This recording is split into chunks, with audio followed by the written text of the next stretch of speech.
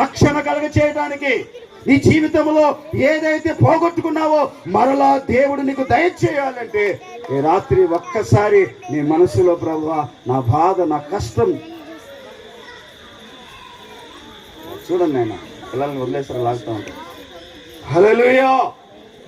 కాబట్టి ఆ వాటన్నిటిలో నుండి దేవుడు మనందరికీ ఒక శుభవార్త ఏంటంటే నీ జీవితంలో మేలు జరగబోతుంది.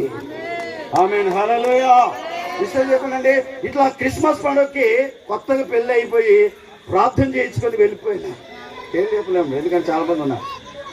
వాళ్ళు ప్రార్థన చేసుకుని ఈ సంవత్సరం ఏం జరగాలి, శుభం జరగాలి, గర్భఫలం కావాలి అని కోరుకున్నారు. వాళ్ళు వెళ్ళిన వెంటనే దేవుడు గర్భం తెరిచి గర్భఫలాలు దేవుడు ఇచ్చాడు. హల్లెలూయా. ఇలా క్రిస్మస్ పండుగకు వచ్చి ఆరోగ్యం కొరకు ప్రార్థన చేస్తే దేవుడు వారికి ఆరోగ్యం ఇచ్చున్నాడు. హల్లెలూయా. చూడండి, అలాగే మగపిల్లలే కావాలి అని సేవకుడిగా నాకు చెప్పి ప్రార్థన చేసి ఎవరికి ప్రార్థన చేసినారో వారందరికీ కూడా దేవుడు మగపిల్లలు ఇచ్చేసి. హల్లెలూయా. ఇలాగా చెప్తూ వెళ్తే చాలా సాక్ష్యాలు ఉన్నాయి.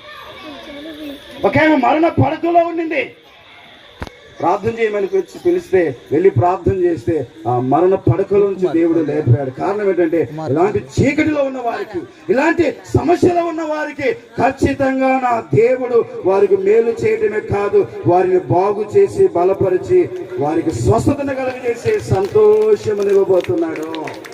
హల్లెలూయా. వాక్యములు గమనించినట్టు చూడండి, లూకాసు వార్త 1వ అధ్యాయం 11వ వచనం. అతడు పుట్టినందున